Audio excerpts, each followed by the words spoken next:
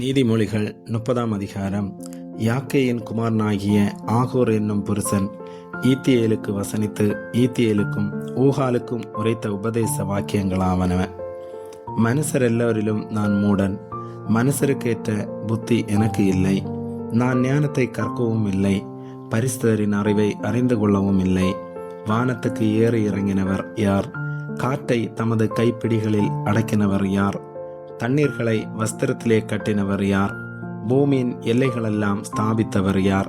அவருடைய நாமம் என்ன? அவர் குமாரனுடைய நாமம் என்ன? அதை அறிவாயோ? தேவனுடைய வசனம் எல்லாம் புடமிடப்பட்டவைகள். தம்மை அண்டிக் கொள்ளுகிறவர்களுக்கு அவர் கேடகமானவர். அவருடைய வசனங்களோடு ஒன்றையும் கூட்டாதே. கூட்டினால் அவர் உன்னை கடிந்து கொள்வார். நீ பொய்யனாவாய். 2 மனு உம்மிடத்தில் கேட்கிறேன்.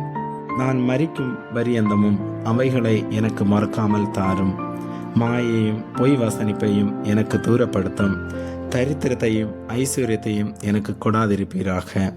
நான் பரிபூரணம் அடைகிறதினால் மறுதலித்து கர்த்தர் யார் என்று சொல்லாதபடிக்கும், தரித்திரப்படுகிறதினால் திருடி என் தேவனுடைய நாமத்தை வீணிலே வழங்காதபடிக்கும், என் படியை எனக்கு அளந்து என்னை போசித்தருளும்.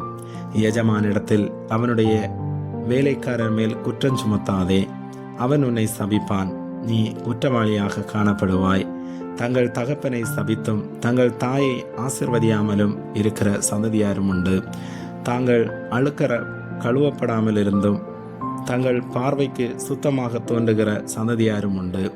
வேறொரு சந்ததியாரும் உண்டு. அவர்கள் கண்கள் எத்தனை மேட்டிமையும் அவர்கள் இமைகள் எத்தனை நெருப்புமானவைகள்.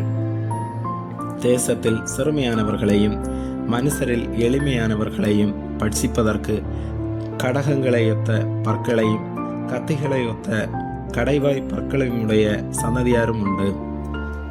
தா என்கிற 2 குமாரத்திகள் அட்டைக்கு உண்டு. திருப்தியடையாத 3 உண்டு. போதும் என்று சொல்லாத 4 உண்டு. அவை யாவன?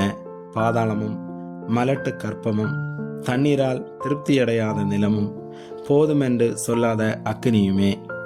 தகப்பனை பரியாசம் பண்ணி தாயின் கட்டளையை அசட்டை பண்ணுகிற கண்ணை நதியின் காகங்கள் பிடுங்கும், கழுகின் குஞ்சுகள் தின்னும். எனக்கு மிகவும் ஆச்சரியமானவைகள் 3 உண்டு.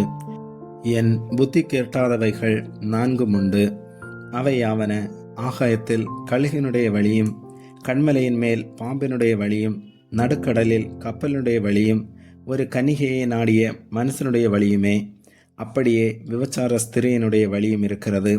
அவள் தின்று தன் வாயை துடைத்து நான் ஒரு பாவமும் செய்யவில்லை என்பாள்.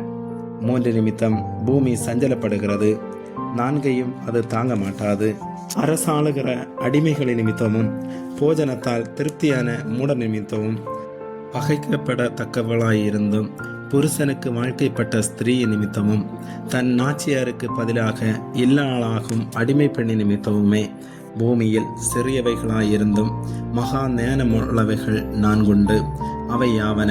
அற்பமான ஜந்துவாயிருந்தும் கோடை காலத்திலே தங்கள் ஆகாரத்தை சம்பாதிக்கிற எறும்பும், சத்துவமற்ற ஜந்துவாயிருந்தும் தங்கள் வீட்டை கண்மலையிலே தோண்டி வைக்கும் குழிமூசல்களும், ராஜா இல்லாதிருந்தும் பவுஞ்சாய் புறப்படுகிற வெட்டுக்கிளிகளும், தன் கைகளினால் வலையை பின்னி அரசர் அரமனைகளில் இருக்கிற சிலந்தி பூச்சியுமே.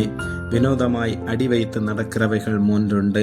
வினோத நடையுள்ளவைகள் 4 உண்டு. அவை யாவன? மிருகங்களில் சௌரியமானதும் ஒன்றுக்கும் பின்னிடையாததுமாகிய சிங்கமும், போர்க்குதிரையும், வெள்ளாட்டுக்கடாவும், ஒருவரும் எதிர்க்கக்கூடாத ராஜாவுமே. நீ மேட்டிமையானதினால் பைத்தியமாய் நடந்து துர்சிந்தனை உள்ளவனாய் இருந்ததாயானால் கையினால் வாயை மூடு. பாலை கடைதல் வெண்ணையை பிறப்பிக்கும், மூக்கை பிசைதல் இரத்தத்தை பிறப்பிக்கும். அப்படியே கோபத்தை கிண்டி விடுதல் சண்டையை பிறப்பிக்கும். ஆமேன்.